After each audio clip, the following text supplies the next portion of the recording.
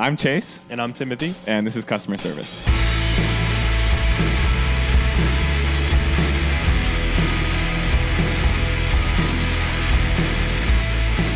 Good morning. Welcome back. It's a beautiful Tuesday here in Boulder, Colorado. It's hotter than the Dickens outside. How we doing? Timothy? Cole? Kind of a low energy, you know? Yeah. You just started doing like weather guy. I'm doing Mark Johnson from the Northeast Ohio.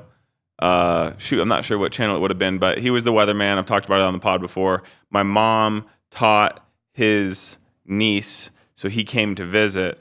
And while I didn't meet him in person, I don't believe he looked different in the elementary school versus on TV. So whatever they say about the TV is true. How are we doing?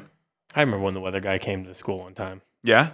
Yeah, and you're like, I mean, he was just like he had like the ring of hair, and yeah, hell yeah. He wasn't like a cool guy. Yeah. No, Mark Johnson was tight. We were excited to see him, but this guy was cool. Like, you know, it's a shame because like kids they won't understand going home, getting off the bus, turning on MTV and shit. You also don't understand like the weatherman was like famous. Everybody knew Mark Johnson because everybody watched the news in the morning. Like it was like the one thing. How do kids like learn about like snow days? TikTok. Doesn't know what TikTok does. No, that's what I'm saying is I think you're understanding what I'm getting at. Is like, yeah, you watch the weather in the morning, especially in the winter because you have the school just texts you. Yeah, they just have text now, dude. They'll text the parents or they text the kids. Ugh. I mean, I'm thinking about it, and I think that's what I don't think. Gia's never had a snow day actually, so I don't know. Really? No. Wow. That is really interesting. Because everyone here is like, I'm like the best at driving in snow. And you're like, is that something that you want to? People talk about being the best at driving in snow, but like they aren't here. Because I'll tell you what, like we've said a million times, it snows in November, it's there till April. You drive in snow the whole winter. You know what I mean? Like people who are good at driving, the best drivers in snow are people from fucking the Great Lakes region. Because there's just snow. I still credit the only reason I'm able to drive in snow is because of the mechanics of Grand Theft Auto. I understood how it was going to fishtail. Yeah. So I feel like I just use the same mechanics when I'm spinning out a little bit. Yeah. It's been fine. Honestly, the catch is to not be overconfident and just take it slow. And if you start losing traction, just like let off the gas a little bit. If you drive a manual, push the clutch in. Takes power from the wheels. Back straight as an arrow. Wow. How we doing though? It's put it back on the tracks. Sorry about that. Put it back on the tracks. I apologize. What do we got? It's you do anything fun this weekend? No. Might as well do a weekend catch up because you did go to the pool. Did you go to the pool? I didn't go to the pool. No. Cole went to the pool. Cole, Sophie, Abby, and G went to the pool. Cole, talk about this pool. So it's called El Dorado Natural Springs Pool in El Dorado Canyon. Is it like an in-ground pool or is it just like a... Okay. It's massive, right? It's really they closed it last year, so they completely like redid the bathroom. It's really bougie. And then you can see like all the sick-ass like canyon. So it's a really nice pool, and it's the natural water that you usually can buy here. I know you guys get the water delivery. And then shout out. I think it's Springs, salt water. And they have a diving pool or a diving board. And it's pretty gradual. It's like Gia could stand in it, but it was really fun. That's cool. And I got sunburnt on my nose. Yeah, you got a little sunburn. That's fun though. Oh man, you would have had to peel me off that diving board. Oh, it was. What's your best move? What's your best move on a diving board? I can do a lot of shit on a diving board. Hold on. When's the last time? When I was in college, my college girlfriend's family built an in-ground pool with a diving board. Now, the pool was not much bigger than this room, all things considered. You know what I mean? It wasn't a very large in-ground pool if we're talking pools with diving boards and deep ends, but you could certainly dive and be just fine. I could do like front flip plus another half into like a dive. Like I consider myself good on a diving board. But I love, it's like a zip line into the pool kind of thing. I love any pool platform. My buddy Stuart's, I apologize if I tell the same stories, but you never know. My buddy Stuart's sister growing up was the lifeguard at the country club, and we would go swim on days that she would lifeguard because when she would close up, she would be like, you guys can jump off lifeguard stand one time each, only while I'm getting changed. It will, and then that was her way of being like, I didn't see him do it. You know what I mean? So we would all, in an assembly line, get up on top of that diving board, get on top of that lifeguard stand, and dive off as quickly as we could. Boom, boom, 1, 2, 1, 2. But yeah, I love a deep end, dude. That's why I asked. I wanted to hear about it. First thing you said, you went to the pool, I said they got a deep end. Man alive, dude, I love a deep end. For some reason, I don't see you as like a great swimmer. I don't know what it is. I'm like a fish, man. I'll be honest. I'm not like a... I might not have the best form, and I'm not like a runner guy. So like swimming laps doesn't necessarily interest me. But put me in a pool, I can wade water pretty much indefinitely. I love being in a pool, not in a dirty ass pond in someone's backyard, and certainly not in a lake. Why does that change anything? Because it's disgusting. Well, that doesn't have anything to do with your abilities in it. My abilities would transfer, I think. I can't say for sure, but I'm better in a pool. Yeah, I mean, I get that. Yeah, I like swimming quite a bit, but I'm not doing all the dumb shit you're doing. I'm just like getting in it and then getting out. Yeah. No, that's cool. I mean, we grew up swimming in Lake Erie, but it's foul. So you're really encouraged to not swim in the little area I'm from most of the time. Sometimes we would go to the Indiana Dunes. You ever heard of that? No, is it? It's like dunes near the lake, Yeah, tight. And it is cool because like the water is super clear. Yeah. So like you can really see. What lake is it? It's not Lake Erie. I don't know what the hell it's connected. Maybe it's Lake Michigan at that point. I think Can you so. look that up, Cole? I don't know.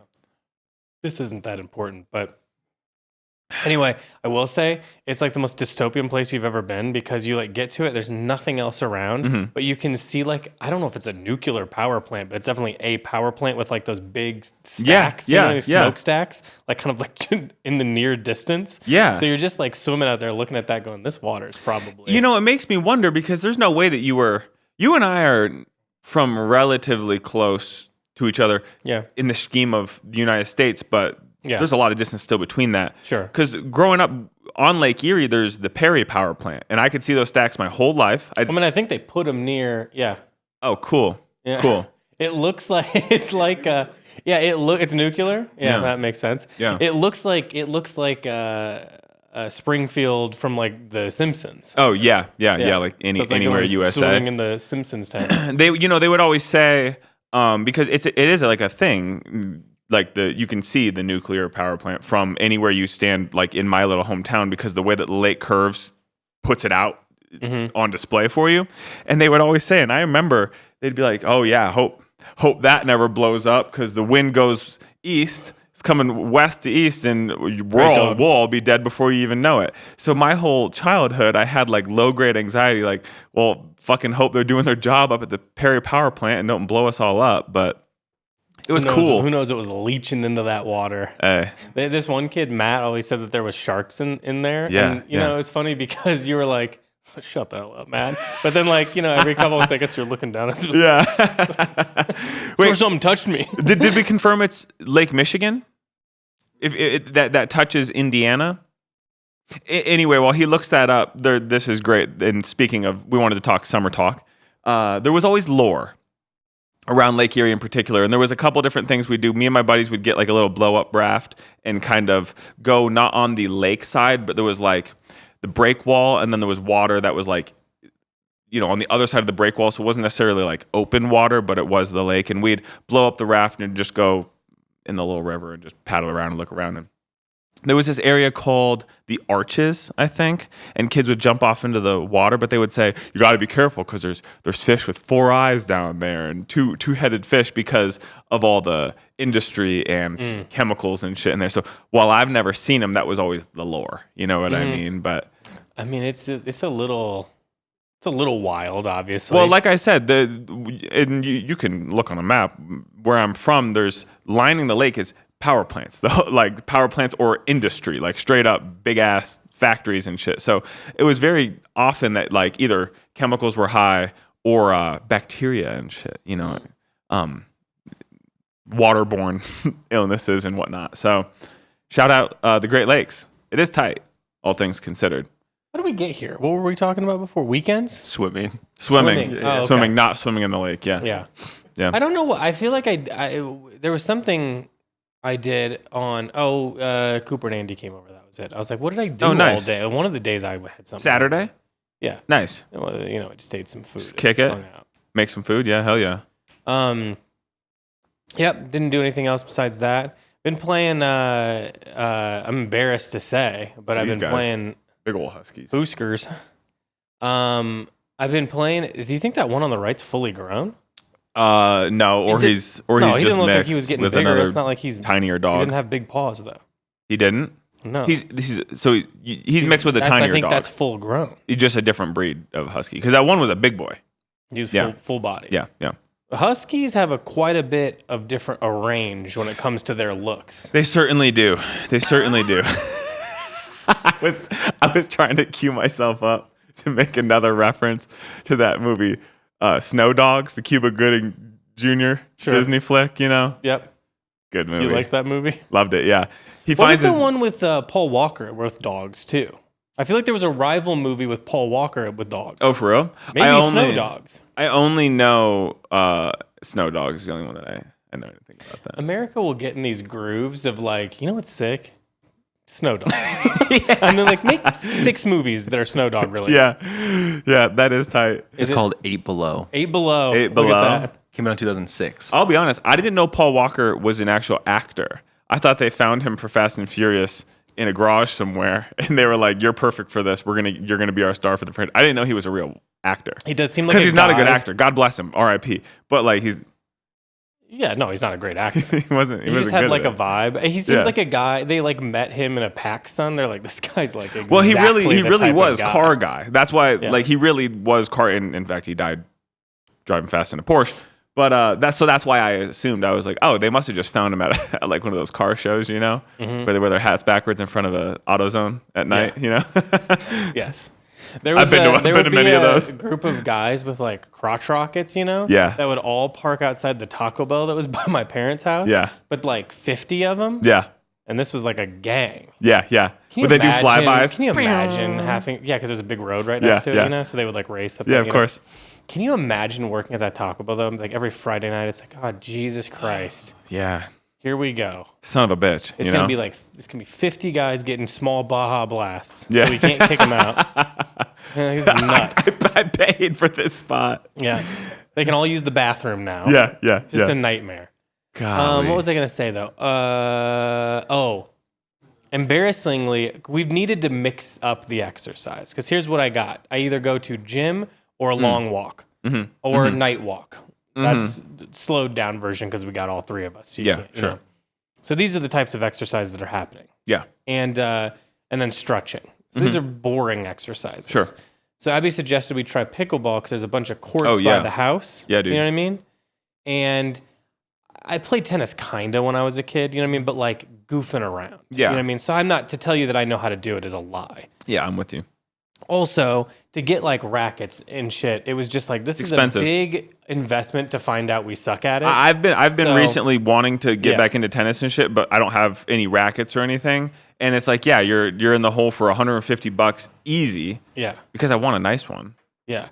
But the thing is, I don't know how to play pickleball, and we watched 30 seconds of a YouTube, and I was like, got it. I'm not going to watch any more of this. As soon as they started talking about like these different areas of the court being named different things, I was like, there's no chance I'm going to remember that, so let's just play it like tennis. Yeah. What I know of is tennis. it not? From what I understand, it's more or less exactly the same as tennis, just a smaller There's like court. all these extra things. I don't think you got to do them. Oh.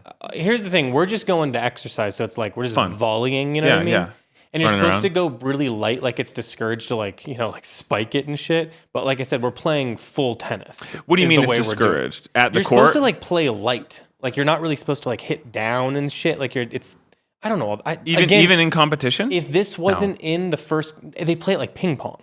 Yeah. It's like ping pong. Yeah. You know what I mean? Yeah. So it's just, there's ways to make it kind of clip fast. Sure. It's like you got to stay close, and everyone's playing with doubles. It's just the 2 of us, and we're playing it like full tennis. Like I'm standing at the very edge of it to serve every single time. Mm-hmm. So it is fun. I think the goal is just to do tennis though, or racquetball for indoors. So it's kind of fun to. I had a short period of racquetball in college. It's fun. Yeah. To play racquetball like for real is fun. Mm-hmm. Gets the heart rate going, both chasing after it, but it gets you, the anticipation. You get so crazy about it. You know what I mean? Yeah.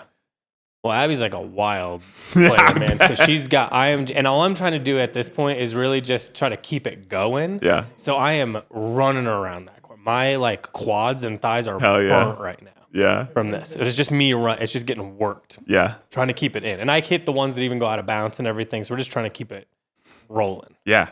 Yeah, why not? It's fun. Mm-hmm. But it is fun. It is fun to just save. Like I'm just doing Rodman saving, jumping into the crowd all the time. Yeah.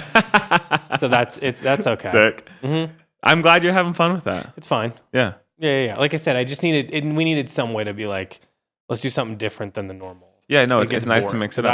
I love a long walk, but you get to the point where I've walked around the city, man. Buddy, you've put laps in. You probably hit most streets within your vicinity, within a mile or two. Yeah, as long as they kind of hit that way or this way. This way, I'm not as familiar. You're not heading south. There's a lot more traffic and people and stuff, and so I don't. From your house heading south, you'd have to cross Pearl Street and shit. So then you're just in a busier ass area. Yeah, that's what I mean. So I don't go into that area as often. Yeah, but I just like the neighborhoods. Yeah. So I did a little of that this weekend. Did a little painting. Did a little nothing. Yeah. Just my walking around, standing around the house, looking at the wall for a minute. Yeah, dude. Just thinking thoughts, moving on. Yeah. No, I get you. My thing. What about you? It's cool. It's good. So we had Dean in town. Oh, that's right. Shout out Dean. You were as busy socially as you'll be for the rest of the year, basically. I absolutely was. And it was nice because Dean and I are synonymous in that way. So real quick, Dean is our guy. If you're part of the Discord, you know him, Extra Rice. He's been on the podcast, so go back and listen to that episode. Dean Hilario. Okay. I was going to say, I was like, why are you being so... Every time a Discord human being comes up, we have to dance around. Oh, no, he's been on the pod. I forgot he was on. Yeah. So Dean is our boy. He's been... working with us. He writes some stuff for us, helps mod the Discord. We love him. He's our heavenly presence. Heavenly presence. We love him. So it was really nice to meet him in person. That was really fun. Shout out Dean. That's my boy. He was here. So, last week Chris and I took him out to sushi in Niwot. We went to the Niwot market. In the back, there's the sushi. And so that was really good. And then we went to dry storage, but unfortunately that was when their ovens were down. But shout out dry storage. It was still very good. Had a croissant and a cold brew. I know Chris took them around. They hit Geno's, which we know is absolutely fucking stellar. Shout out Geno's. That's also something that people should check out if you're in the area and you're unfamiliar. JEANNOT''S. Geno's is out in Erie or Lafayette. Really fucking good. And then beyond that, Saturday, Mishan, myself, Dean, and Alec went out to Star Kitchen and had dim sum. Way down Federal. Really, really, really fucking good. It was Alcatraz. Huh? Alcatraz. Oh, I'm getting too close. So the safe word when I'm getting too close to the microphone is Alcatraz. But then the problem is now I want to talk about Alcatraz. Got some thoughts. Each time I say it, you fuck. Oh. So we went to dim sum, and this is a real deal spot, and I'd never had dim sum prior, and neither has Mishan. So if it wasn't for Al and Dean leading the way, we'd have been certainly very lost. Frankly, in the ordering process, is that what you're saying? Yes, I'd never had any of the food, and I think I could say as a white, I was Mishan and I were the only whites in there. And it was fucking stellar, but I had never done this before because it's not like ordering at a restaurant. I didn't know this. Yeah, it's different. They bring the carts by. It's also just like bring me 300 soup dumplings. And that's the thing. And they'll take off, Well, the soup dumplings were my favorite. So they come through with the cart, you know what I mean? And you pick this, that, and the other. Dean entered a flow state. I was joking. He'd be like, no. And then boom, boom, boom. A bunch of shit hits the table. We got tea. This is the problem. It's the saying no to someone's face. You know what I mean? When I'm not that good at it. So they'd be like, this is good. And I'm like, all right, fine, I'll take it. I know I don't want it. Okay. Just put it over there. It was really great. Al and Dean obviously were stars of the show. They really took care of us. So we had a bunch of good shit. The soup dumplings were my favorite, far and away. There was some it was like a shrimp dumpling, but it was bean curd. Yeah, bean curd roll. That was stellar. We had these little egg custard, kind of like dessert like cookie tarts almost, fucking stellar. Barbecue, short rib, everything was absolutely amazing. So that was a lot of fun. And then we did that. We were way down Federal, and then we took Dean to Punch Buggy, and we got shaved ice. I got lychee flavor. It was good. It was hot out, and you know what? I'm not a shaved ice man. Here's the thing. I ordered what was on the menu as tiny or teeny, one or the other. What I got was still way too much. What I want, truthfully, is like 2 shot glasses worth of shaved ice. You know what I mean? Just give me a little nip. I'll pay the $4 or $5 for the smallest size. Just give me an ice water at this point. You know what I mean? Like, what am I doing? Well, water ice is what they call it in Philly. Like water ice. But that'd be the same as shaved ice. But anyway, so we did that. And then that was that. What's your favorite summertime dessert? Like what a summertime treat? Do you have one on deck? Yeah, do you have one on deck? This is like what you guys want the podcast Are you talking? to be. Yeah, so it is. Yeah, 100%. About food exclusively. Mine's a strawberry shortcake bar, ice cream bar. Like from the truck? The ones? With the standard ones that has the eclair flavor as well and all that? Dude, what the eclair flavor? The strawberry shortcake bar from but they're also the chocolate version is eclair. That's what it's okay, sorry. I thought you were talking about a strawberry eclair one. I was like, whoa. Oh no. That's a good answer, Cole. That's a really good answer. Flavor. You know what? I have a nostalgic answer, and it's when you go to a baseball game and they're selling the lemon ice. It's like Eddie's or Mike's or something. You know what I'm talking about? It comes in a cup. Rita's? Love those. Huh? Rita's? Rita's? Dude, don't get me going. I love Rita's Italian ice. In that case, I get mango flavor, clearly.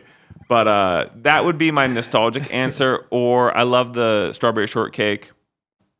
Probably the strawberry shortcake. Is that the same answer? Dude, it's so good. Yeah. And you can get it pretty much anywhere, Yeah. Or I love a drumstick. Just like a straight up, regular, just boom, straight down the vanilla middle. one? I'm getting one today, I just decided. The caramel filled ones? Yeah. Those are... We just got these little ones. They're, half size guys, which is great. About. And then you have 2 or 3. Yeah. So I just eat like 6 of them. yeah, dude. So good. What's yours, Timothy? Hose water. You know what we should do?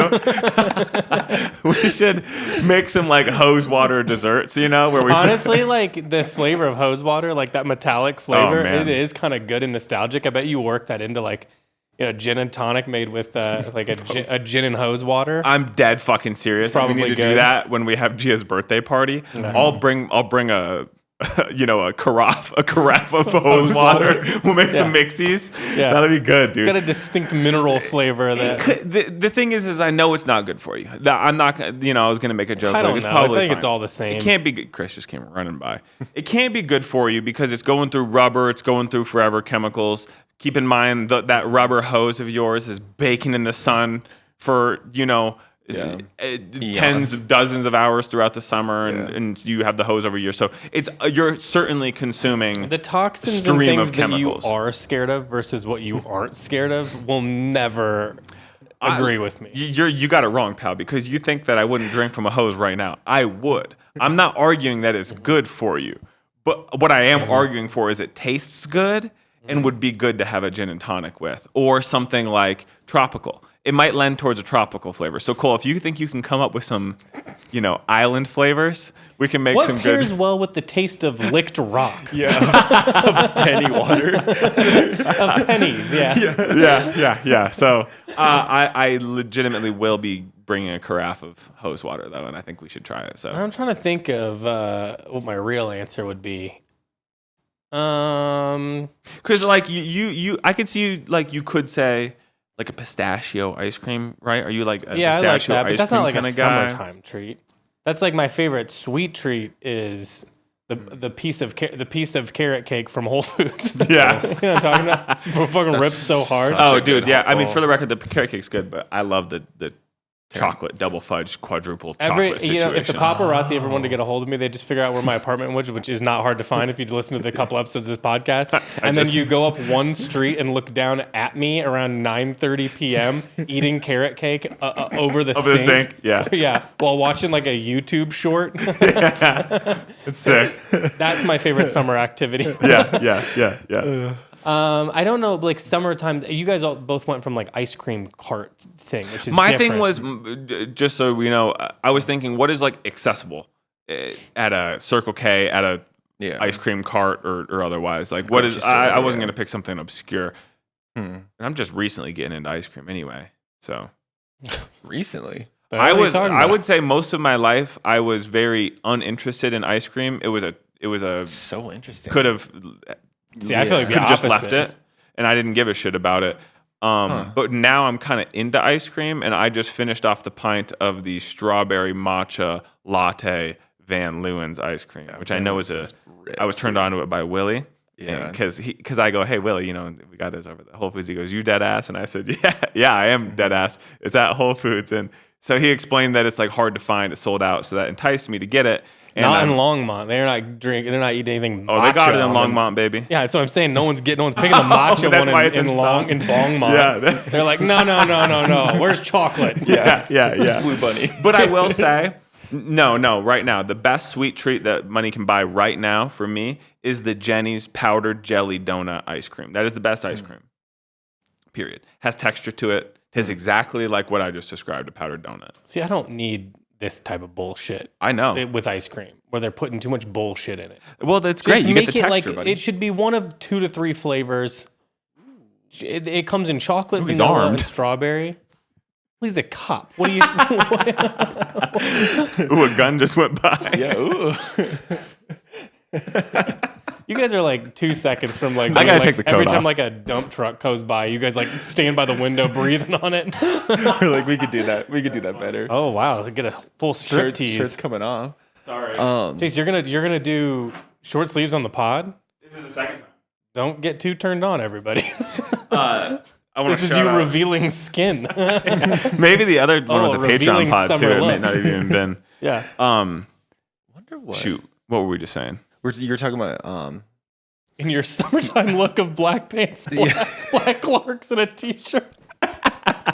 Dude, it's all the same. Everybody's seeing summer clothes. Everybody's seeing firsthand. I dress the same year round. There is no. I'll put more on in the winter, but I got plenty on in the summer too. Yeah. For the record, we got the garage door open. We close this. The AC will kick on. It's gonna be cold in here. You know. It's always like you start taking off layers in the winter, and I wouldn't be surprised if you took off your t-shirt. There was a corset on underneath. Like you just there just keeps being more layers. You're like every guy at a youth group that has a white t-shirt underneath another t-shirt. Yeah. Oh, you didn't do this as a kid? No. It wasn't until college that I stopped wearing a white t-shirt under a t-shirt. I was 2 t-shirt forever.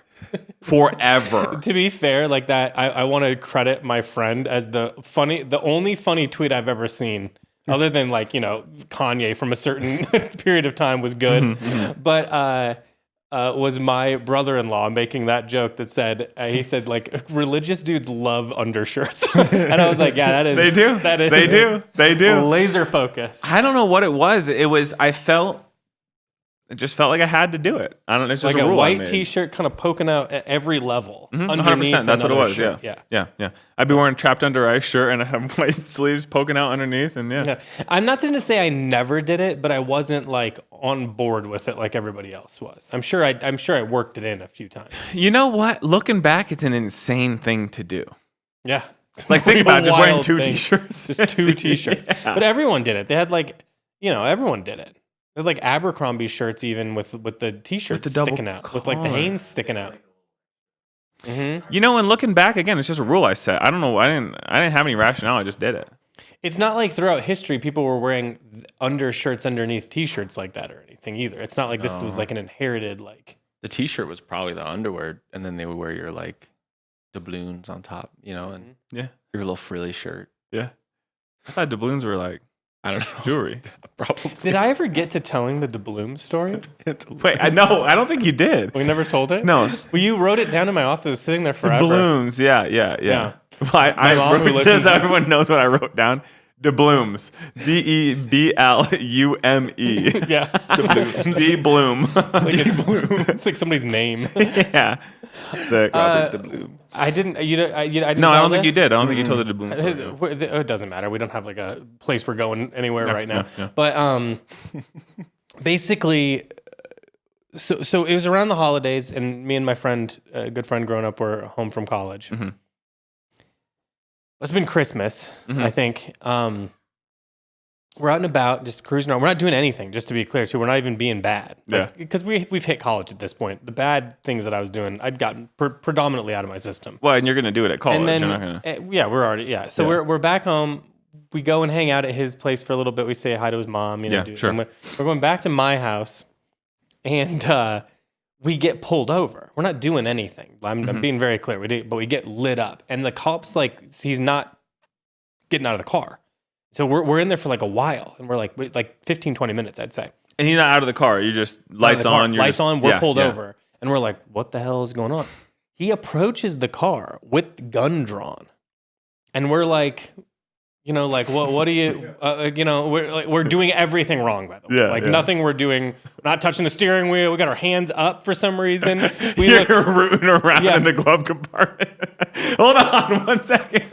My friend's asking him to remind him what he needed. Like, he's like, license and registration. He's going, which one's the registration again? Like, he's got all the papers, in his hand. And it's like, we're so nervous, obviously. Yeah. And the guy's like asking us these weird lines of questioning. And he's got a guy by me on the other side of the car, just looking in. Not doing the window, because I rolled down the window and he goes, no. And I'm like, okay. And I rolled it back up, and he's just standing out there. Wait, real quick. Was it electric or a manual? Did you have... like that, and then go, oh shit, and then go back up. Boss. And it's a giant, Buick Riviera, like white Buick Riviera. Sure. The one that was shaped like this. Yeah, it looked like a Jetsons car. I know what you're talking about. Yeah, long, big body, a boat of a car, man. When you took a turn, you felt 100%. It shaking around. 100%. Yeah. So. He's having this really strange line of questioning for us, like where did you acquire this vehicle? And he's like, it was my stepdad's like one kid's car. Like, he's explaining the family lineage of this weird vehicle. And do you normally drive it? No, we're just like home from school. And where do you guys go to school? And I'm like, I go to one school. He goes to the other. He goes, I don't need that information. And this is just like, we're getting more nervous because he's getting like pretty serious. He's like, all right, I need you both out of the car. So we both get out of the car. They are ushering us next to each other. Our hands are behind his backs. He hasn't cuffed us, but it's like, by all stretches, he's going to. They search us on the back of the car, hands down, check us out fully. You know what I mean? Like, really, like, get in there and check. Yeah. The whole time. And then he reaches into my friend's, like, jacket pocket, and he goes, "Sir, what's this?" He goes, those are just doubloons. And the guy goes, the cop is like, "What? But what are you talking about?" He's like, I don't know, they're doubloons. And he's like, he goes and shows his partner, and I look over, I'm like, "What the fuck do you have in your pocket?" And he goes, "Doubloons." And I'm like, "Drew, you can't, should I say his name? It doesn't matter." I was like, you can't just call him doubloons. What is it? And he's like, I can't pick him out of I can't show you. You know what I mean?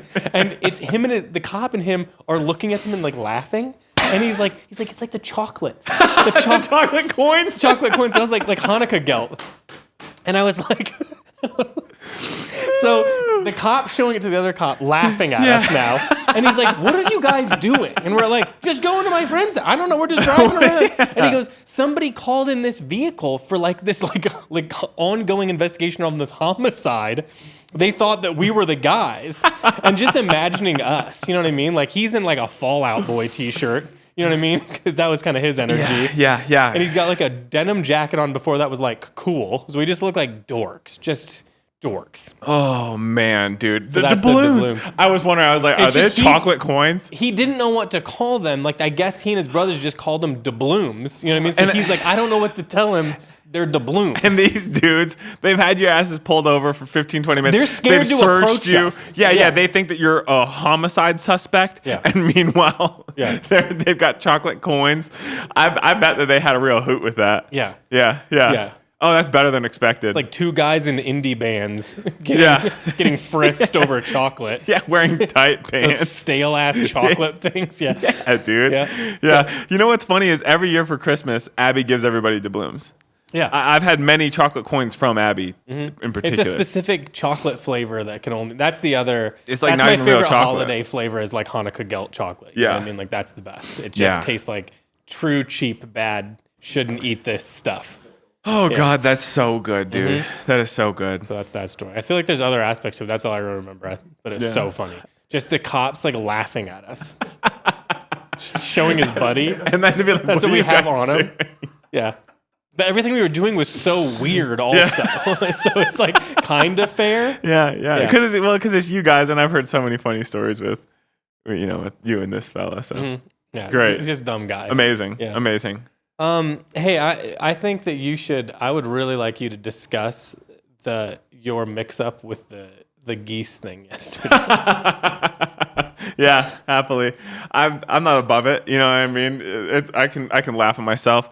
So in the Discord, there's a fella in North Carolina, and he said like, "Hey, I'm going to this Geese show in November or September or something, right?" And so I was like, "Oh, he's going to a Geese show." I was like, "Okay, it's in Asheville." I was like, "Cool." So he's trying to get people together for this Geese show.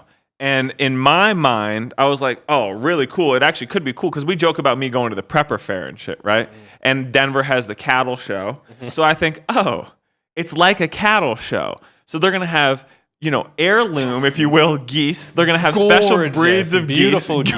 Beautiful geese. North Carolina geese. I think, great. The jewel of North Carolina. You're trying to get some geese eggs Cole, do people eat geese eggs? That's not a thing that you eat duck eggs. You might buy, I thought, because people buy eggs. People buy ducks to have their eggs, right? You can have ducks on your property. Yeah. So I think, great. So what this is, it's a place where you can show geese, nice geese, as you would cattle, and then folks can bid on and buy like you would buy bovine at a cattle auction. Yeah. So, in your head, like how many different types of geese were there? Well, I've seen a couple, but I'm not. Again, there's elaborate a handful. I'm not well versed in any livestock by any means, but I figured contextually, I said, well, there's a lot that I don't know. And it was a band, right? So what ends up happening was I go, oh, cool, geese show. That sounds fucking sick. Anyone in the area should certainly go to this. And then a couple messages trickle in, and I go, no way. I said, wait, I'm not gonna lie. Apparently, there's a band named Geese. I thought you were trying to rally the troops to go to a geese auction, a geese cattle show, if you will. So you just imagining a bunch of guys that look like you, looking at like a goose with a top hat on. Yeah. I said, what you had in mind was like the Blue Angels. Yeah, watching them fly around.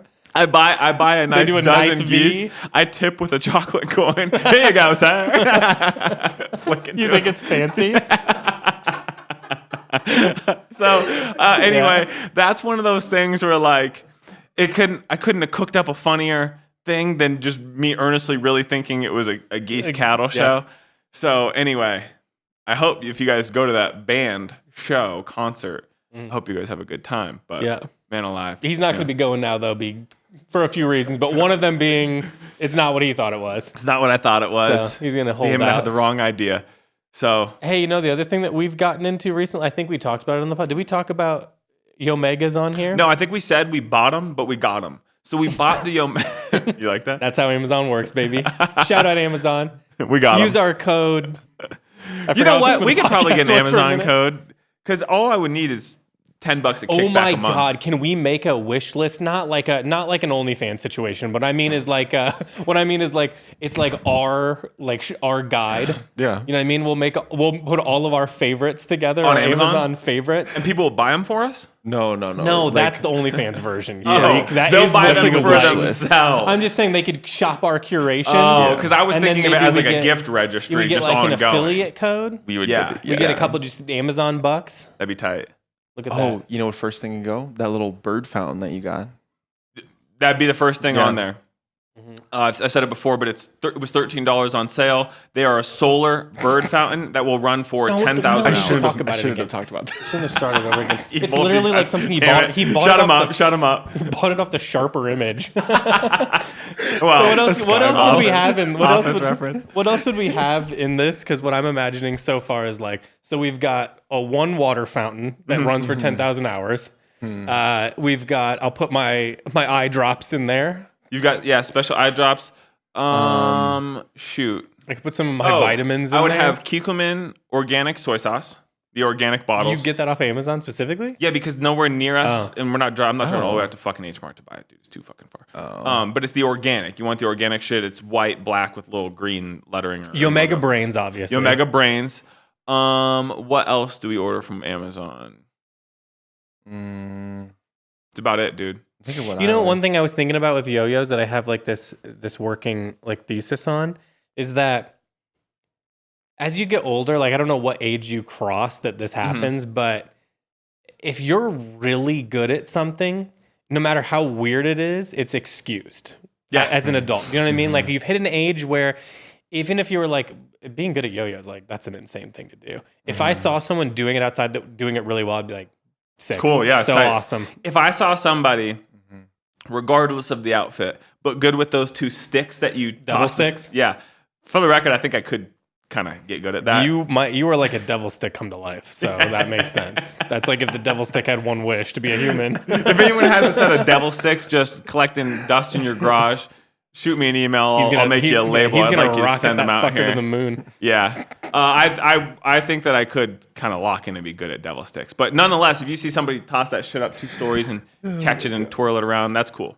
Any like you said, anything you're good at is there's cool. Like there's some sort of diagram you'd have to make where it's like a certain age that I reached. Maybe it's like as I passed 29. Yep. I went, everything that I did think was dumb, if done at a high enough level, I think it's cool. Yeah.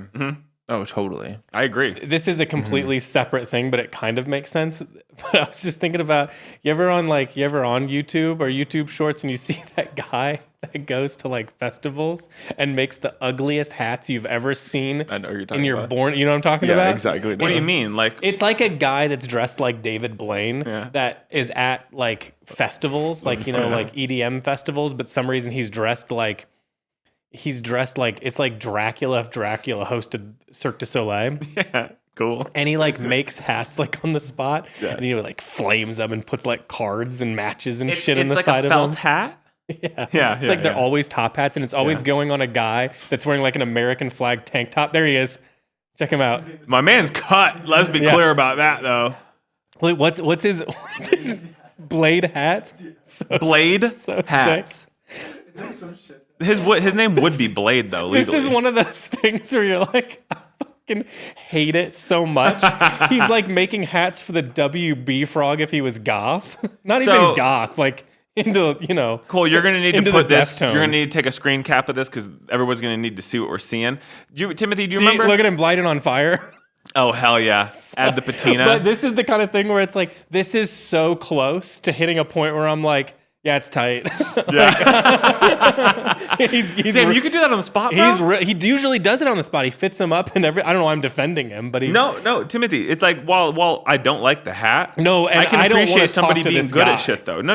My nightmare is to have a discussion with this guy. Like, he corners you at a party with all those bracelets on. That's a nightmare waiting to happen. Yeah. Actually, I want to talk. Did we talk about how many bracelets do you think is the cutoff point? 7 for each wrist. Cooper, he might have hit the limit. He puts a razor blade in there. Yeah, that makes sense. Dumb. It's blade hats, bro. It's so dumb. Do you think he dulls it down, or do you think he leaves it in there sharp as hell? Holy cow, those pants are tight that he's got on. Those are nuts. How's he work like that? Does he have Dave Navarro on his t-shirt? Is that a Dave Navarro solo? Dude, it is. This is crazy. So, Cole, you need to take a screen cap of this, and this needs to be overlaid. I know Cole's not turning it down because he wants to finish it. This is what I'm saying. You watch it and you're like, God, this sucks. But you're like, it's being done at a look. It sucks. God, dude, that's steampunk as hell. Do you see what I'm saying? There's like, this is a little below my diagram, but only by like a millimeter. Yeah. It's so close to being where I need it to be into it. It's really disgusting, but it's cool because he can do it on the road. And again, it is cool to be able to just do shit. It is. It's kind of like the devil sticks. It's like every time you like say like, oh, hacky sacking's so dorky, and then you see someone doing it well, and you're like, it's fucking tight. I never got into hacky sack. That was a little. I was a little too young when it really hit its peak. My older cousin that had a Coke pinky. You know what I'm saying? Like a long nail. Yeah. He was good at it. He could run fast. Really, he could run really fast too. Sometimes. yeah. Depending on how dirty the nail is.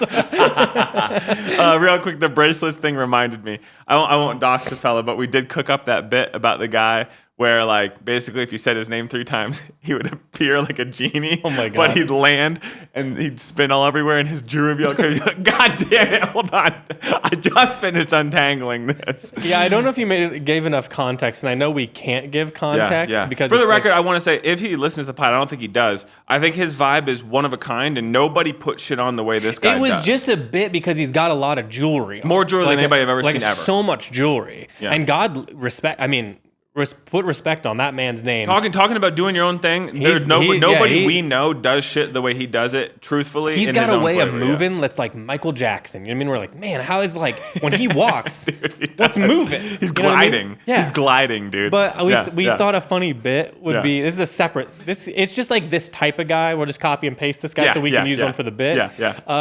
Because I said he's got kind of like a genie energy. Because it's like he just has this way of like appearing. Yeah, he just all at once is in front of you. Yeah. Despite all the jewelry, you can't hear him coming. No, you can't. He just is around. And he always like can predict what your needs are ahead of time.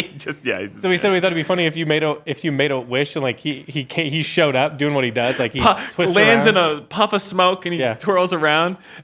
And he's like, "How can I help?" And he's like, "Oh shit!" And he's like, necklaces are all. He's like, "You taking them off? You gotta help me with these, man. I can't get this. I'll do the bracelets. You do the necklaces." Help me. It's also funny to imagine him doing the same situation at TSA, like forgetting entirely that he has 45 necklaces on. Oh God! I gotta take these off. You serious? Look Jesus. at me, dude. You don't want me to do this. We're gonna be here for decades. Yeah. Oh shoot. All right. What do we got? Should we do questions now or? Yeah. Yeah. Are we at that time, Cole? We can keep going. Oh no, we should jump into questions. I want to say what I want to cook though, real quick. Okay. 2 things. So Michanne's out of town again. She's on a trip for her friend's wedding. So I am holding down the house, and I saw in Discord a fella had made a puff pastry. Roll out the puff pastry, put it into a pie tin. Ricotta cheese with a bunch of garlic chopped up in it. Probably some parsley or something. You know, pepper, this, that, and the other. And then some nice fresh tomatoes over top. Salt, pepper, olive oil, and then you bake it. You know, until it gets nice and golden. I'm gonna make a peach galette, a tomato galette. I think I'm gonna make that tonight. I just wanted to talk about that. That sounds good. You got any thoughts around that, Cole? Oh, some basil. Basil is what I was forgetting. Basil needs to go in the ricotta. That sounds good. You're just making a fucking pizza. Kind of. Yeah, it's like a deep dish. You're not a ricotta fan. I love ricotta. It's one of those things where like ricotta being in something is kind of like an instant. Well, I'd like to have that. What about a cannoli?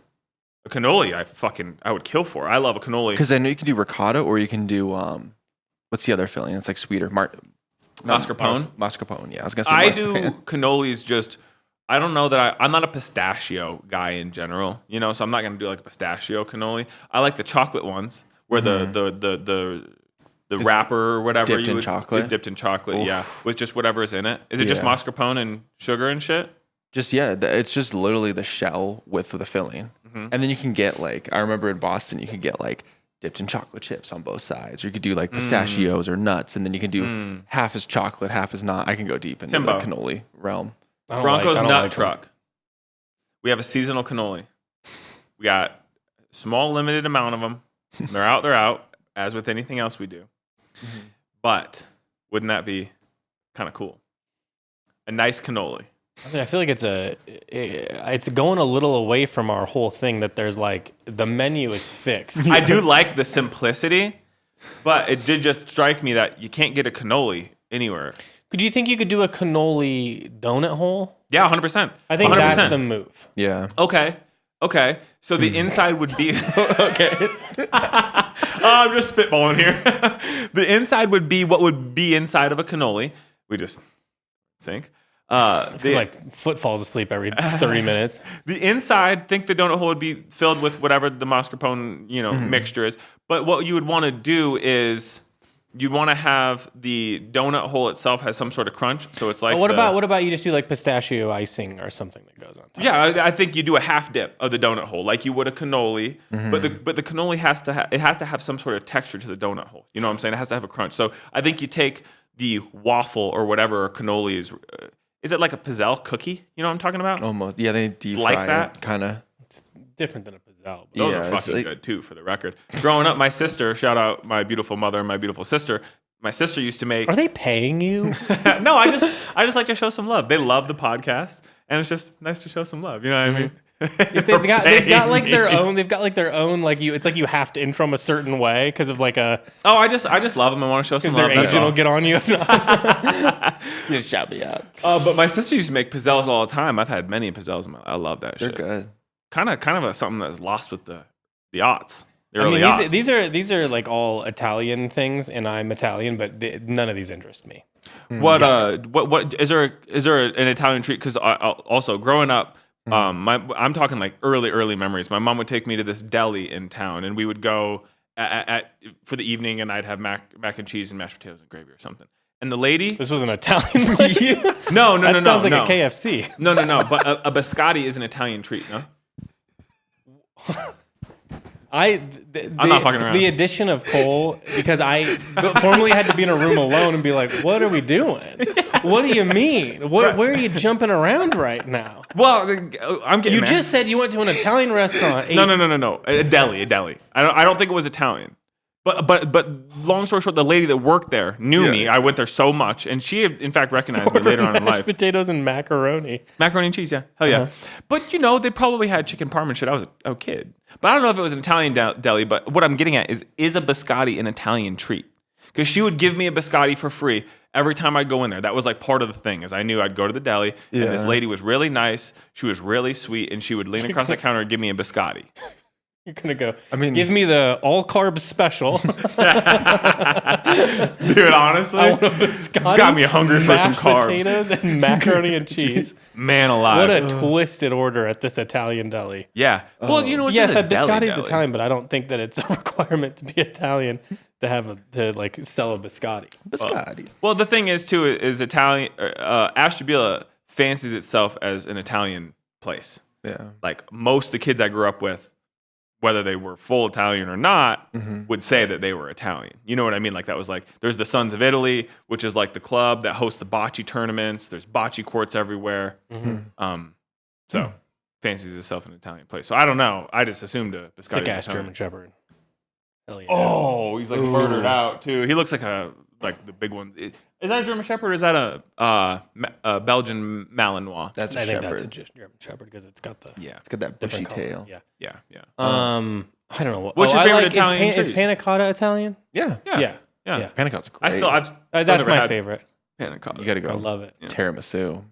Oh, you know what? I love tiramisu. At the Italian restaurant I worked at growing up, we would have tiramisu and shit, and he had a whole assortment of desserts. But in the summer, what he would run is this: he'd get peaches, and he'd dig out the core of the peach, and he'd fill it with a peach sorbet or something, right? And so he would serve that on a little tiny plate. It'd be the peach hollowed out with the sorbet in the middle, and then he'd have little, a dot of chocolate around the outside or what have you. Make the plate look nice, right? Make it say happy birthday and stuff. yeah, exactly. Little candle. So when I was a dishwasher, it'd be 105, a block from Lake Erie. So it'd be 105 degrees in that kitchen because there was a massive pizza oven. I'd be washing dishes with hot ass water. It was just a fucking steamy mess. And I'd be like, man, I'll be honest, that people would eat the fucking ice cream and not eat the peach. So what I would do is I would eat the peach. No. So I would eat these people's leftover peach. I mean, none of this is the least surprising information you've ever shared on the podcast, but it's also just like, for some reason, I wouldn't eating trash. I wouldn't eat the. Come on, You are a dude. raccoon. Come on. Yeah, dude, you've been saying rack energy, and it's more true than you could even know or understand.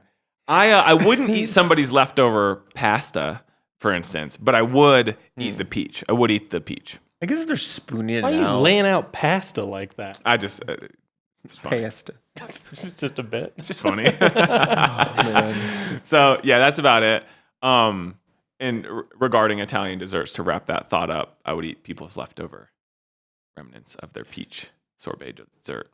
AKA trash. Yeah. Come on, buddy. On that note, do we want to go into questions? Yeah, jump Yeah, on we can do into that. questions.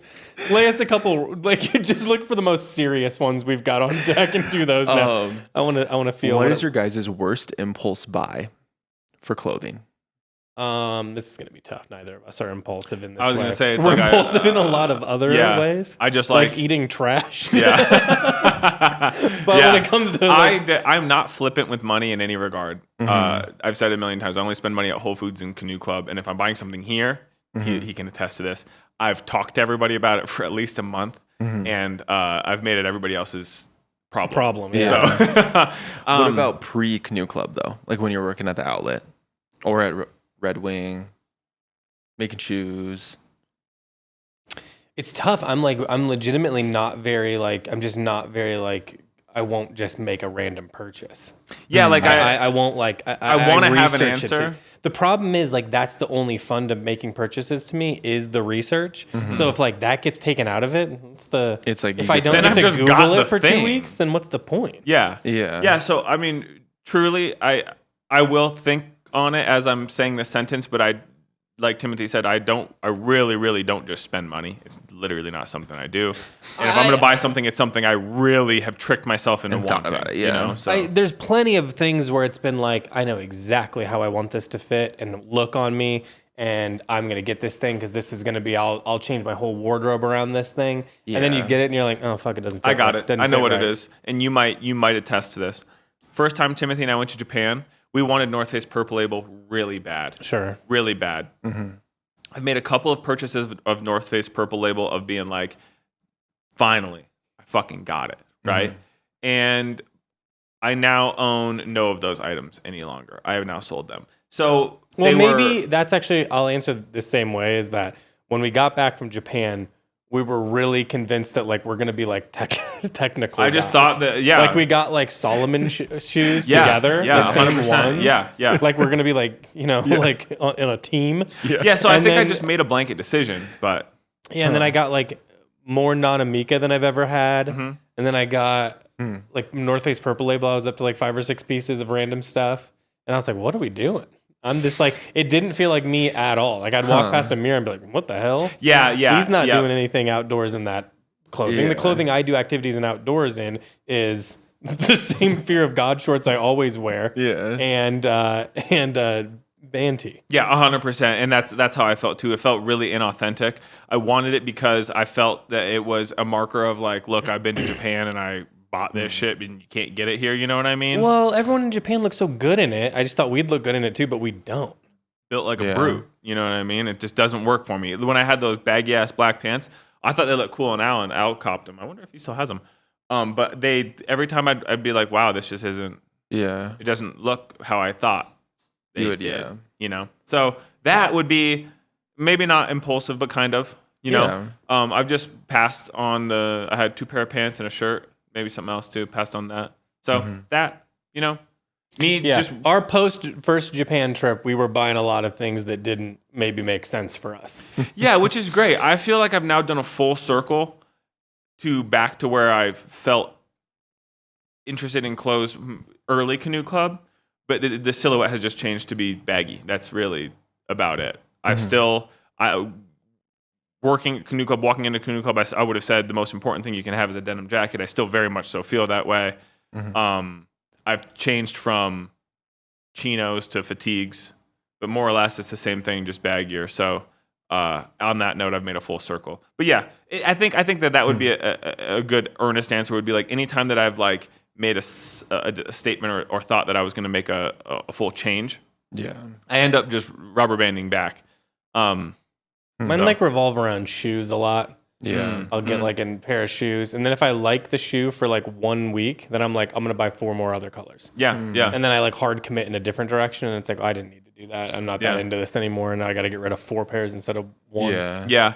Yeah. And on that note, every Solomon I've purchased has been an impulse purchase. Looking back, we're just not technical guys. I want it. I want to be that so guy. Sick. I think they look so cool. I love when people pull them in a fit, and I think the key is it doesn't feel natural to me, and I think that that's what stands out. But like, there's definitely times where guys will still be wearing like the Gore-Tex XT6s. There's a fella that I can think of right now who has them in like the brown and cream colorway, and it wears them a lot. Cool, like they look really cool, but that's like his shoe. You know what I mean? And so much so he re-upped on it.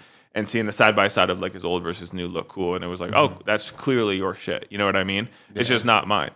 So that'd be it. Like you said, footwear. I do try to experiment with footwear.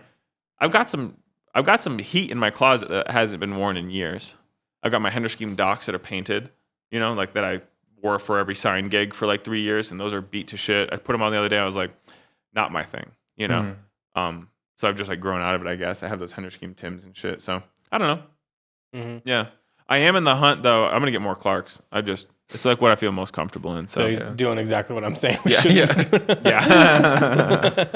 You know what I never thought about though is I've been wearing Wallabies for like over a year now, pretty consistently as like my main shoe. It's like more or less the only thing I wear.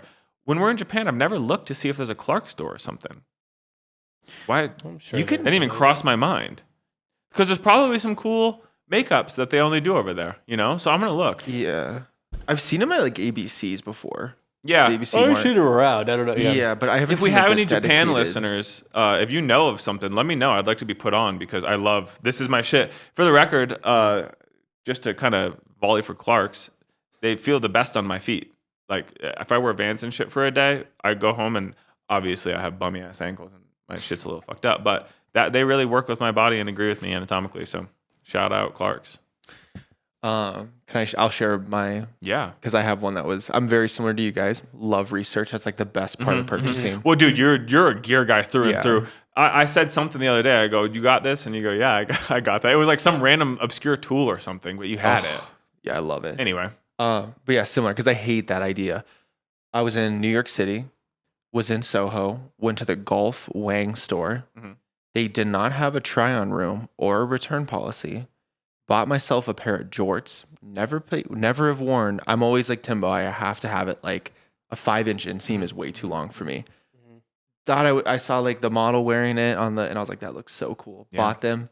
They weren't crazy expensive, but just bought them, put them on in the hotel room. I was like, these are the stupidest things I've ever been in my life. Still didn't return. God damn it. Then they were just sitting in my closet, and then I sold them to Trabo, so it was perfect. Yeah. Oh, beautiful. Love how that works out. Yeah, with clothes, it's so easy to like, if you're in this world, that's why people like will talk about it being expensive. I'm like, kind of, it's just like moving money around though. Cause like in most cases, like and the only other thing is like guitars and pedals. And I've been lucky, I don't say lucky, but like, you're just in the right place, right time. It's not really an impulsive decision. I'm going to at bare minimum sell it for what I got it for. Yeah. And in most cases, like make money. So there's been plenty of like things that I bought and was like, oh, I didn't need that. You know what I mean? But like, then you're like, well, who cares? I'll make a quick $75. It's not a big deal. Yeah.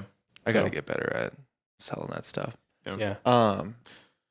Okay, let's go to a new one. Are there any specific brands or designers who have changed the way you think about fashion as a whole? I know that Ralph Lauren is like a big one, but let's maybe like go a little deeper than that maybe. Yeah. I think that for me, like Junior was probably the first time that like I had sort of my, brain blown a little bit. Because like Ralph Lauren's very like one, it's very classic. You know what I mean? It's very like elegant and, it's everything. It's, American West, and it's very much upscale New York, and it has they can kind of do whatever, but it's always very American. Yeah. Where Junior is the first time where I think I started to understand the like Japanese interpretation of the Americana that we're still basically doing 90% of today. Yeah. So I think that like when someone put me on to that was a pretty big like mind changer of like, oh man, this is really like that's definitely more fashion as art kind of stuff, and it just felt like, I don't know, it sort of flipped me, and then from there got into like undercover and that whole world. And as while none of those have ever necessarily been my personal like style. Yeah. Just like what they've done for the culture and the world building they've done around the brand and everything. How important, like whatever kind of culture they're sort of like learning about or researching and incorporating, it is also like very resonant. Same thing with like with Undercover and like, you know, the music background and all those like all the playlists and all the lookbooks and all the like, you know, like insane editorial and everything. And that felt kind of the same way as Ralph Lauren did, just on like on an edgier tip. Yeah. I think honestly, like this isn't, I mean, it is a designer, it's more of like a brand, but I really do mean that like when someone shared with me like a long time ago, like, you know, this was like early, like made in US, all denim days, when someone shared the Beams photo stream, that was huge. It was like, oh my God, I just like have never seen clothes like this. Cause at that point, like you couldn't, it was unusual to see Japanese brands or anything like that anywhere. So number one, like these brands that are so cool, it looks like a lot of American brands, but they're different, like the way it fits and where it looks and the silhouettes and all the different styles. And it really like blew my mind. Like, you know what I mean? That like, and it's at such like a real level too, which I think is cool. I'm trying to think of others. I mean, most fashion documentaries for me really, that's crazy. On every level, that guy was wearing something. Like each nook and cranny was wilder than the last. It looks like a tropical parrot umbrella. Like a rainforest cafe umbrella. Yeah. Like a gold sequins jacket or shirt. Yep. Cowboy hat? Cowboy hat. Yeah. But it looks like he got it at the Dolly Parton Museum. Like it looks like it would have Dolly on the front. Yeah. Tight ass little pants. Yeah. We don't have enough time to break down the entire fit. There's a lot to take in. We need to get the fucking camera facing the street. We gotta. Just one that we run just right there. I don't think that we can just show people, though. We can show dogs. I don't think dogs have like... Yeah. As long as they're not with an agent, we should be fine. Well, it's no different than having a security camera.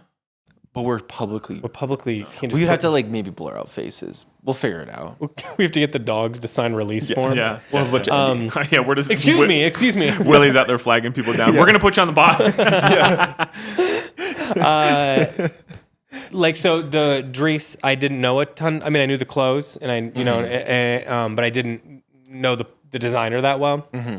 So I saw that documentary that definitely like deepened that connection and like made me understand sort of like, again, art first, fashion second. Like, how does art apply to fashion as opposed to the opposite way around? Because he makes art first and then applies it to, you know, the collection.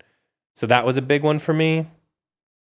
I mean, honestly, the first time I went to a Rick Owens store when I was younger, in New York, that really like was like, oh shit, like fashion is so much bigger than I realized at the time. And this was a long time ago. Yeah. And it was, I think it was first one. And it was like, damn, this really is... It's crazy. Or at least the first New York. Yeah, like, listen, I'm not a fan of Rick, but I got to give him his flowers and say that he's built a world just exactly the same as Ralph Lauren, just completely opposite. And you know? Has not broken aesthetic, which he's really doing his thing for real. Because a lot of places would have shifted by quite a bit. And he's not shifted. This is one vision and it stays the one vision and it wraps around. It's going to get popular again. It just will. You know what I mean? It just will. People who love Rick, you know? Yeah. I shout out Rick.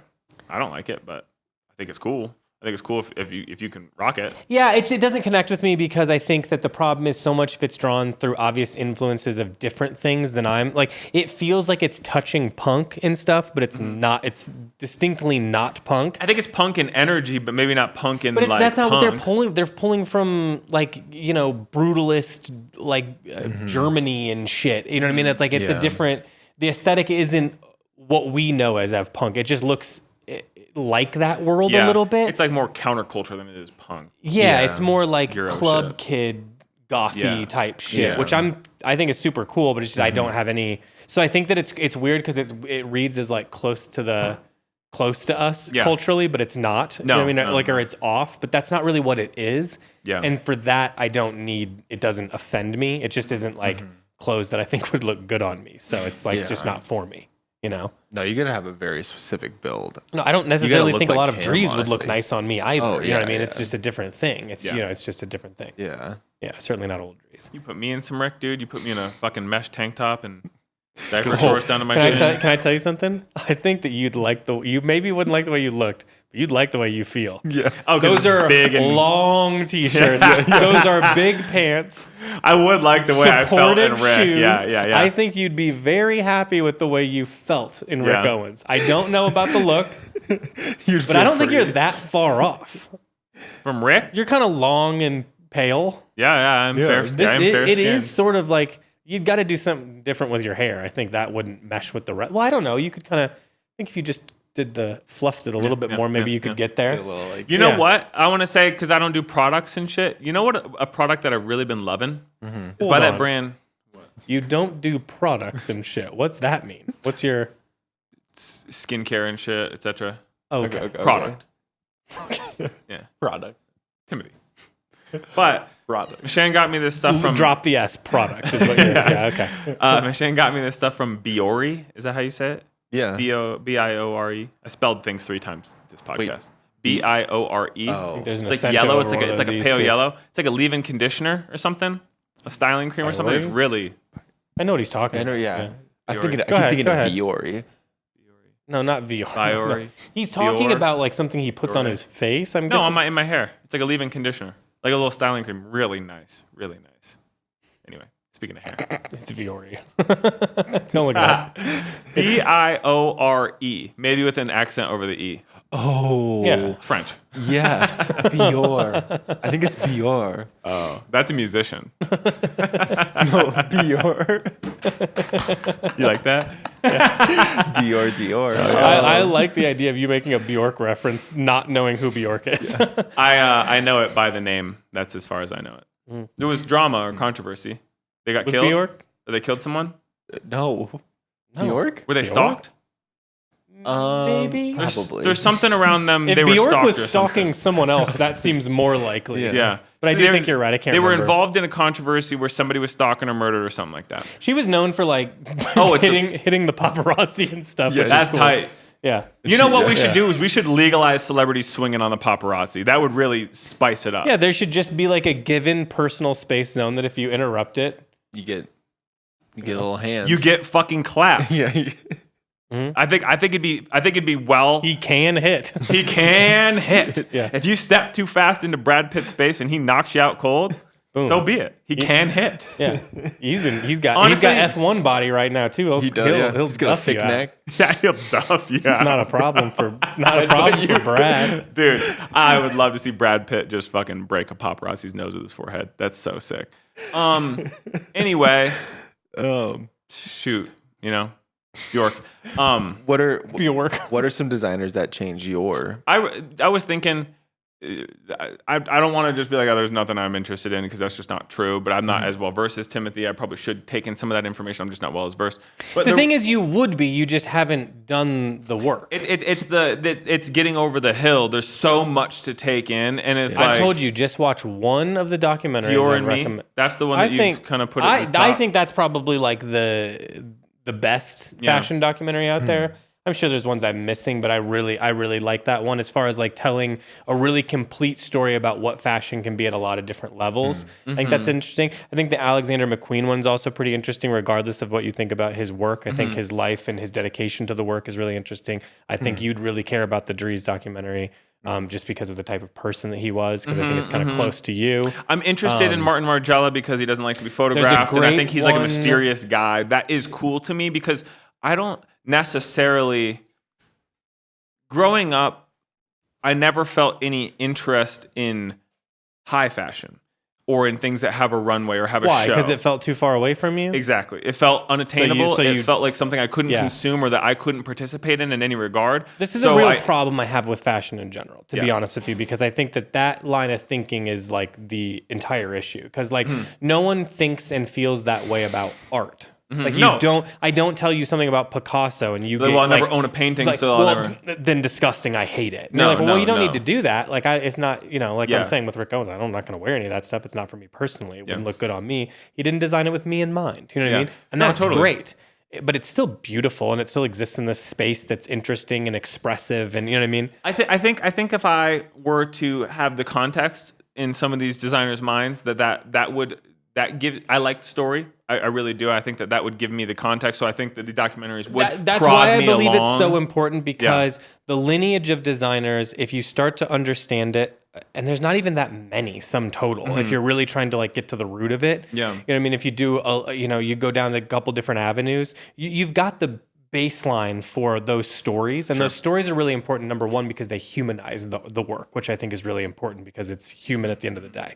I think you understand it as art, and not only art, but imagine adding art into a pressure cooker. You know what I mean? Like, because there is timelines, there's money, there's commerce at play. It is the closest to needing to make sales. You know what I mean? Like tying sales to it, which is I think why people don't credit it as art as much. You know what I mean? Because it's so tied to commerce. Whereas art, and I understand we don't need to go down. I've done this tangent a million times, but I do think like having the context for any of those people I just mentioned, and then looking at the things that we look at, you go, oh, I understand the reference point. I understand where they're coming from. I think that's what sometimes makes things creative, to see like someone taking like, the ideas of early Margiela, which I see a ton in stuff that we do. I mean, our legacy is regularly doing an early Margiela bit. You know what I mean? Like these things are born somewhere and then they exist for a long time. Now, obviously our legacy is reinterpreting and reinterpreting and reinterpreting.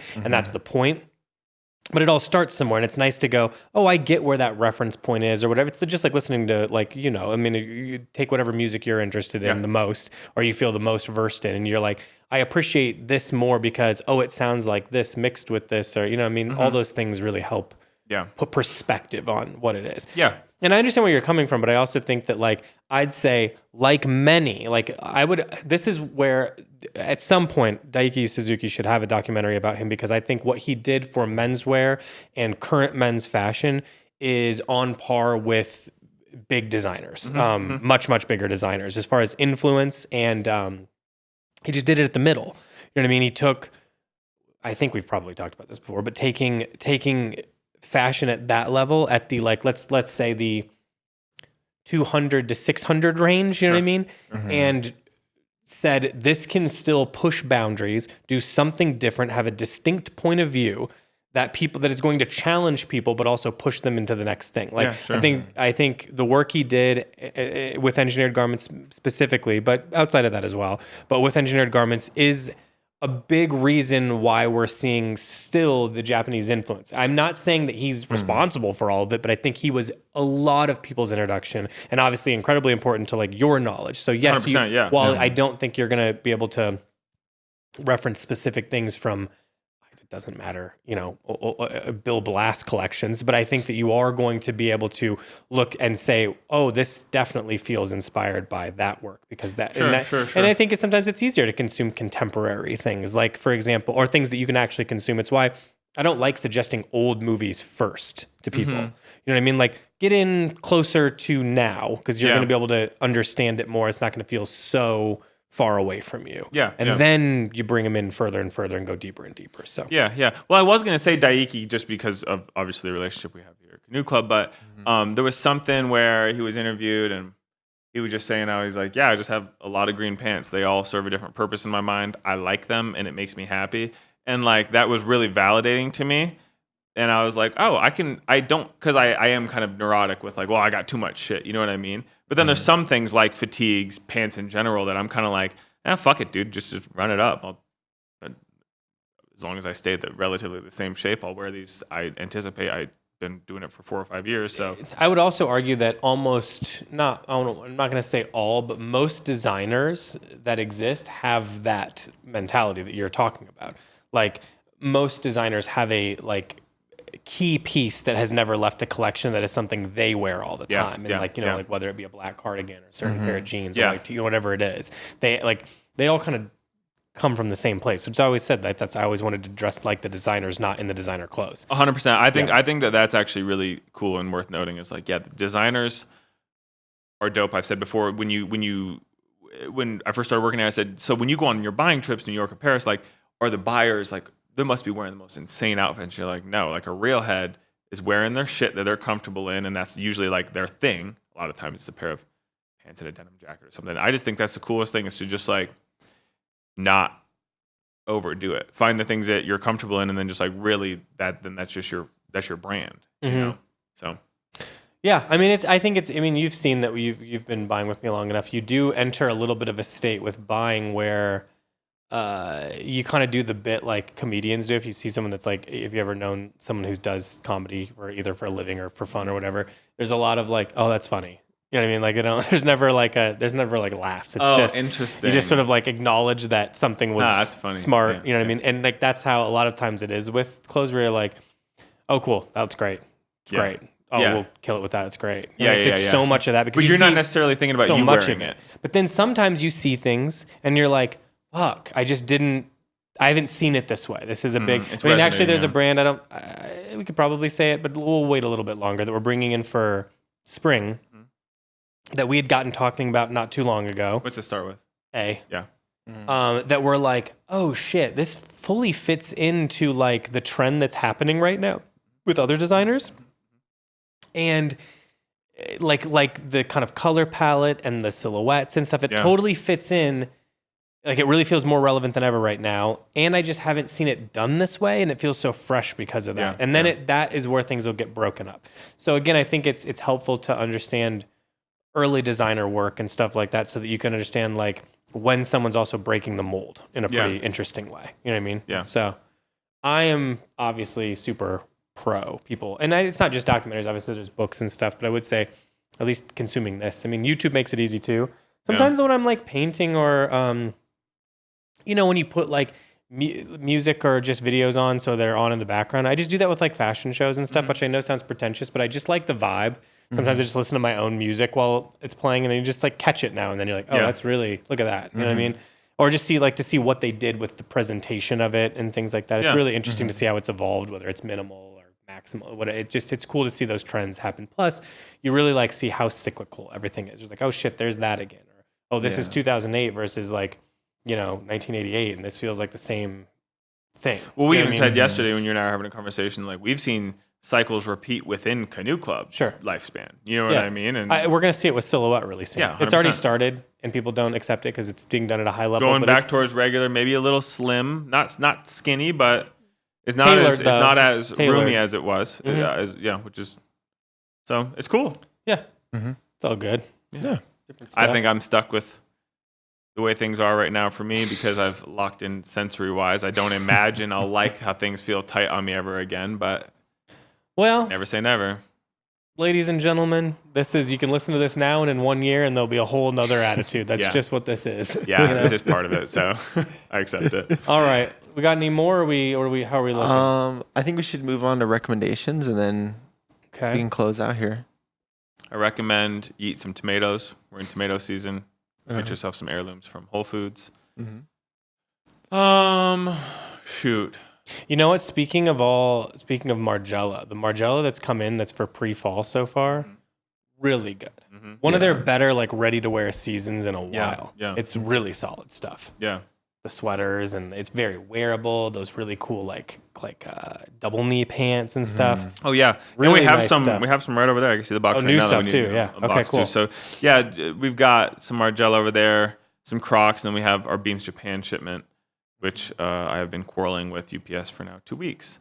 Shout out UPS. Still no response, and in fact, I love UPS and our rep treats us very well, but the customs office, you guys are fucking with me.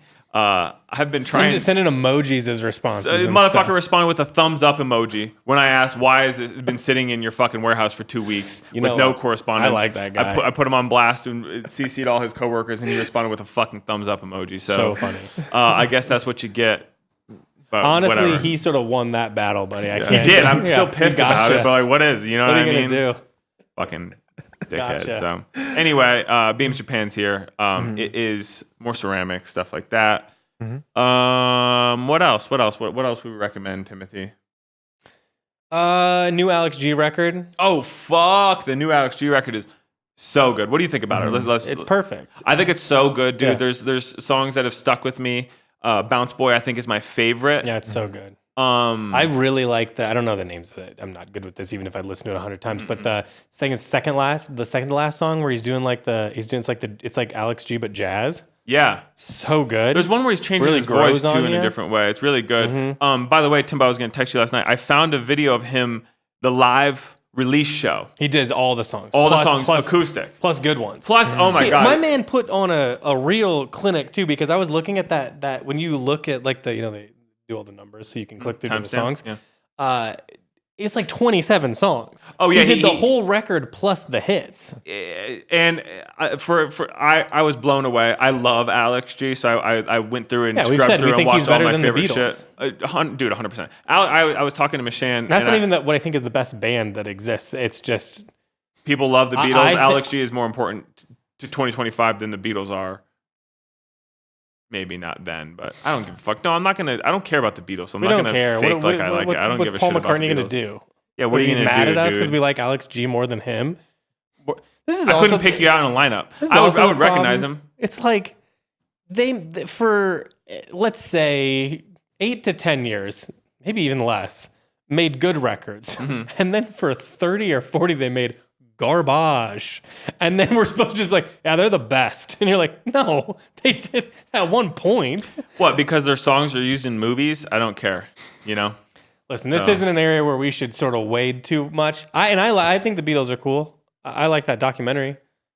I think I liked that better than all their records, but I liked it. And I think they've got some songs. The one that Apple re-released. It's like the long version. I haven't watched that yet. It's tight. It's really tight, especially like recording and stuff. That's all they're doing. They're just like hanging out. I mean, honestly, my problem is maybe I would like the Beatles, but it's one of those things where it's like, context. I love the Beatles. It's the most important band that's ever happened. There's nothing more important. It's like, well, I think it sounds bad and doesn't interest me. It's just old music. So, and I don't care. There's a lot of old things that aren't good. So, yeah. Well, we don't need to go negative. Even though I did it. I will feed that energy. But the Alex G record is stellar. He played some of the absolute most bangers too. I love that it was full acoustic.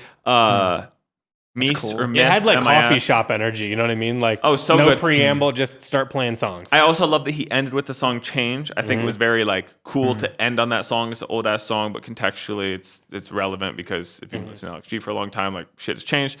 Blown away. It's been 2 full years since the last record. At least 2.5 years. Yeah. I am blown away. But is there anybody out there who has listened to this podcast who hasn't heard of Alex G? The record's called Headlights. Goes to it's great. Yeah. Really, really, really good. Go ahead. Rank top 3 for me. I know we've done this. Top before. 3 Alex G records. I'm not going to include Headlights in this because I don't have enough context or relationship with it. But it's certainly, I think it would be in the top 3. There's some songs that are like just next level good. I think for me, it probably goes Rocket number 1. Fuck. Rocket's my number 2. Let me pull up the records. God Save the Animals, number 1. I've listened. I told you I went through it kind of in preparation for the record. Listened to a bunch of them, again. Listened to at least all of them twice through again. Yeah. God Save the Animals is like a perfect record. God Save the Animals is really good. And it might be one of my top 20 albums of all time, maybe. So here's the thing, because I think Rocket's really good. Miracles is better than most Beatles songs. Yeah. It just is. If you listen to that thing, 2 headphones on alone in the evening, and you're like, damn, this guy's speaking to all of us right now. Rocket's not my number 1. I take it back. Rocket's so good, though. Rocket's 2 for me. I'm going to say something. House of Sugar might be number 1. House of Sugar's got the hits on it. God Save the Animals is really good. Runner. No Bitterness has that ends in that EDM kind of situation. I need him to do a full EDM. The back half of that record is perfect. Well, dude, 100%. It's all good. Perfect record. God Save the Animals is really good. But like DSU is good. But also Beach Music with Bug, Kicker. Yeah. Mud. Maybe Beach Music is my third. Oof. It's really tough, dude, because I really think there's just songs that I have big relationships with. DSU is also really fucking good. Icehead. Yeah. Well, it's hard to choose. Maybe that's what you do. You go back and you listen to all of them. And I think I would say to us and say, hey, you know what? You guys are right. In this moment, I would say House of Sugar probably is my favorite. If I'm looking back and, I don't know, man. I don't know. I don't know. I don't have a good answer. I'm sorry. It's all really, really, really tried. Good. It's all really good. Man, and he's a whole freak, Yep.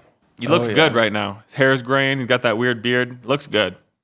He's a cool guy. Yeah, he's a cool dude. real weirdo. All right. So what do we got as far as new releases goes? We're a little quiet right now, but we're a little quiet. James Coward will hit the site soon. At the time of this releasing, it probably is live. First part of James Coward, and then there's like a second part. 5 pocket jeans and the replica jacket. And then we have a couple other jackets, some shirts, and a couple other pants coming separately, and that is due to arrive Thursday. So at the time of this airing, there might be a little smattering live in addition to what we previously had, and then we also have more coming. So that'll be dope.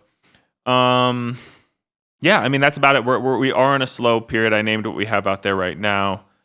CDG perfume, we will have a restock up shortly, probably. Yeah. We got a restock of RL. Yeah. For some of that, classic. Yep, got some RL. RL. Oh, we have a new brand on the table. We haven't said we have. I'm gonna write that. It's just been getting pricing and all the information I just got. So that's go ahead and do a little shout out. We got Stone Island. So that's a brand that we've rocked with for a little bit. It's really cool. It just never we just never got it, not for one reason or another. It was. Yeah, we met with a member of their team that we got along with really well. Yeah. Shout out him. I don't want to throw his ass out there, but he's definitely a guy that would fit in well in this room, bullshitting with us. So maybe we have him on just to chit chat. Yeah, he'd probably be down. Yeah. I think the collection is really solid. I mean, it's always been solid. It's a classic for a reason. You know what I mean? Yeah. That's what it is. It just is. It's been around for this long. This had made. I mean, and also regardless of how you come to Stone Island, I would say that in the world that we live in and the clothes that we carry, Stone Island has a massive impact on most of the designers that we're carrying. You know what I mean? And it's I think that the way they've been going in response to sort of trends and stuff, because Stone Island's one thing and it's been one thing for a long time. It doesn't have a lot of wiggle room all the time. In technology-wise, certainly, but not outside of that. Yeah. They've really been incorporating a lot of different influences. Different fits, different silhouettes, different materials, different color patterns. So the collection has really evolved quite a bit in just the past year. Yeah. With kind of them repositioning sort of how the market views them beyond the icon status that they have. So I'm really excited about the stuff that we brought in. I think it's really cool. I think it's really fresh and interesting for them, but still feels very Stone Island at the same time. It's an exciting season for them. So I'm excited to see how it goes. But so I'll get that written online. Got enough product. We got a nice shipment yesterday. So the day prior. That. Other than that, dude, I think next week will be the bigger deliveries week. Yeah, we're slow on the move. All pants. For anyone out there wondering. So if there's been pants that have been out of stock for a while, and I'm sure there have been, now's the time. There absolutely has been. Yeah. I don't know I don't really know what is in this shipment in particular. I know we briefly looked, but it's tough because it's a lot. It's just SKUs for the confirmation, so it's a little tough to dig through. But that will be dope. Cole and I right now are wearing our summer weight fatigues. In black. I got another one that I know of. Drive people wild. Harrell. What? They're ready? Almost ready for the first delivery of fall. Oh. Oh, you fucking serious? That's sick though. Harold, we got a lot of good shit. Harold's coming in a big way to Canoe Club this fall. Happy to report. So for all you out there obsessing over it, we have a lot coming. It'll be very exciting. I will give a teaser to the Discord as we near. You know how it goes. I gotta do a little back and forth to get all this sorted out. But But when time comes, I will import it or help them out with whatever they need. Some really dope shit. I got myself that navy blue suede bomber this year. I'm really excited about that. I think this is your first impulse purchase. That was that. You know what? That may have been one of the first impulse purchases. And if it doesn't work out, we can sell it because we did stock it. But I've got my heart set on it. You go, get the fucking jacket. Because you're like, you want to get one? I was talking about how cool I thought it was. You're like, just get it, dude. You never do this shit for yourself. Just get it. Just get it. And so we put the unit in, so I got it. So I'm really excited for that. I think, actually, just as a question to wrap this up, are there any things that you're in particular keen for this fall? Is there something, maybe we asked this a couple weeks back, but as we get nearer, for instance, I'm getting the Herald jacket. I know that for sure. And then I would like to supplement with one other situation, which I'm not sure. Maybe it's a James Coward piece. Maybe it's we have a Lemaire boxy jacket and workwear pant situation coming. And while that would be quite an investment, maybe I move some shit around and try to get it. But it would be really cool to have a top and bottom matching Lemaire kit. I think that would really fucking peak. I'd love to see you in Lemaire. You know this. Yeah. So I think it's a natural evolution, and it works well within my utility based mindset. It's not like the super flowy stuff. It'd be like the bowl denim. I think it's like black bowl denim with the contrast stitching, which is fucking sick. So we'll see. So I think the jacket and then a Lemaire kit is kind of that's kind of what I've been spinning on. It's what I've convinced myself I can do. So we'll see. Well, I got a Suede Herald jacket coming as well. Yes, you do. And then Lemaire stuff. Yeah. And then James Coward stuff. And then I'll get excited about other things. But I'm just going to buy that stuff I said. Yeah. That's sort of where I'm at. That being said, though, I know there's some hot ass Aura-Lee shit coming too. So shoot. Well, shoot it all to heck. So we'll just see. A lot of good stuff coming. Yeah. I'd say that's where. I feel like there's other stuff though. I'll get that leather jacket. I don't think it's coming in the shipment, but if it does, you know damn well I won't be able to not wear it. So it'll be early September, and I will be sopping wet when I get into work. But I will be wearing a navy blue suede bomber jacket from Harrell. Yeah, freaking sick. So it's gonna look gorgeous. Cool. I've never had anything in that silhouette really, so I'm excited to see if it's a classic. Yeah. Hardcore guy classic too. On top of that, classic, so all right. Sick. Other than that, we probably got to hop. We got a bunch of shit we got to do, so we'll be good. All right. Goodbye. Goodbye. See ya.